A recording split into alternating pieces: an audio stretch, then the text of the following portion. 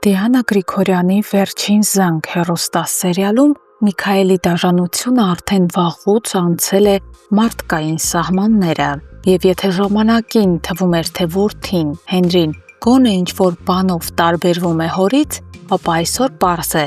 ոչ, նա նույնն է, նույն անողոք, նույն կույր, նույն անմարդկային։ Հենրին սեփական մոր Աննայի առաջ փակեց դուռը առանց վարանելու։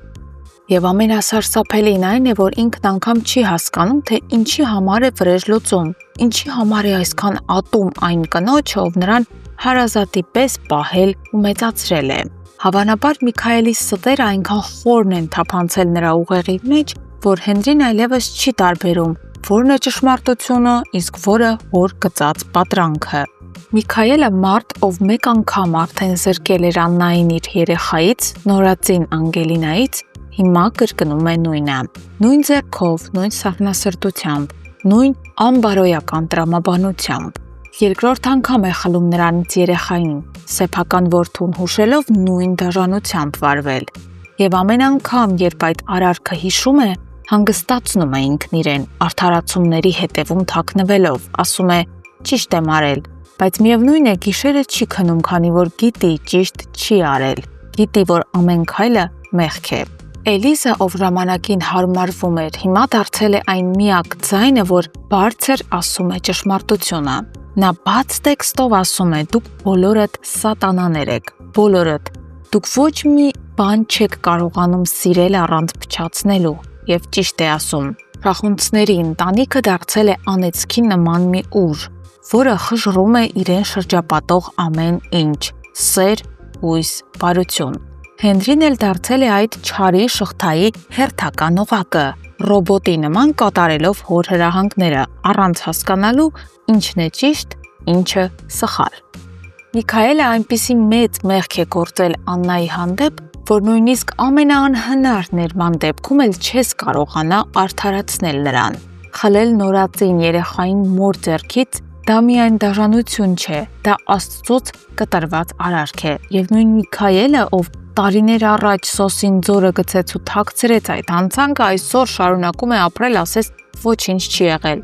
Ամենացավալին սակայն այն է, որ այդ ամենը գիտի նաև Հենրին, գիտի և լռում է, լռում ու պաշտպանում է հորը։ Այս ընտանիքը իրոք դարձել է չարիքի խորհրդանիշ, բայց ճակատագիրը միշտ գնում է իր ճանապարհով։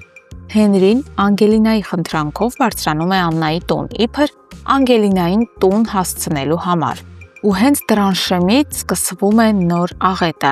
Տեսնելով մոր ու Անգելինայի ջերմությունը, Հենրին ներսում պայթում է, զայրույթը խեղդում է, նրա ձայնը դառնում է դանակի պես սուր, խոսքերը թույնի պես դաժան։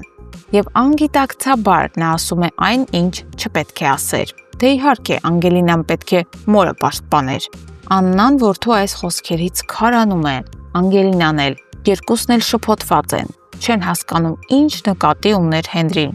Հարցնում են ինչ է ուզում ասել։ Եվ հենց այդ պահին Հենրին հայտնվում է փակուղու առաջ, նա այլևս չի կարող լռել և որոշում է բացել խաղաքարտերը, ասում է այն, ինչ թաքցրել էր ամիսներով, իսկ հայրը 25 տարի։ Անգելինան քո աղջիկն է, Աննա, քո գողացված երեխան։ Եվ այս խոսքերից հետո աշխարհը կանգ է առնում, մի կողմում տարիների կորցրած մայր, մյուս կողմում գողացված դուստր, երրորդում էլ տղա, ով դարձավ մեղքի փոխանցող օղակը։ Այս խոսքերով ավարտվում է մեկ գաղտնիքի պատմություն, բայց սկսվում է մի նոր ողբերգություն, որովհետև երբ ճշմարտությունը դուրս է գալիս լույս աշխարհ,